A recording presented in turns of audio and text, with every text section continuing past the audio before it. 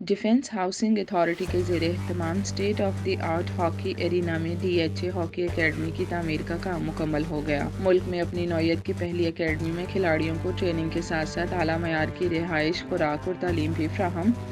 की जाएगी। DHA hockey arena के इंचार्ज और कौमी हॉकी टीम के साबिक मैनेजर कर्नल रिटायर्ड उमर साबर ने बताया कि ग्रास रूट सतह पर हॉकी के टैलेंट को ग्रूम करने और इनकी भरपूर तरबियत के लिए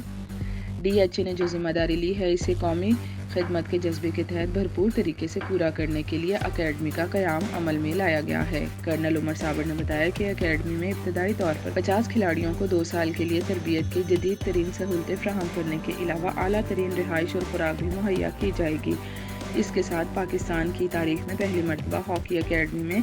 ज़ेर तरबियत खिलाड़ियों की मुकम्मल माली ज़रूरियात और तमाम तर तालीमी अखराजात भी DHA हॉकी अकेडमी बर्दाश्त करेगी। कर्नल उमर साबर ने एक सवाल के जवाब में बताया कि DHA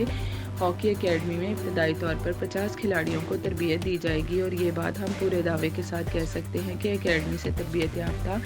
खिलाड़ी आगे चलकर न सिर्फ खेल में मुल्क व कौम का नाम रोशन करेंगे बल्कि वतन अजीज़ के एक ज़िम्मेदार शहरी भी साबित होंगे। याद रहे कि DHA हॉकी अकेडमी के काम का आगाज़ ब्रिगेडियर रिटायर्ड आमिर मुस्तफ़ा बाजवा की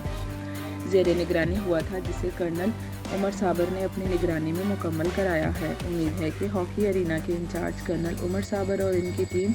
Olympian colonel retired Saeed Ahmed Khan और ओलंपियन मंजूर उल हसन की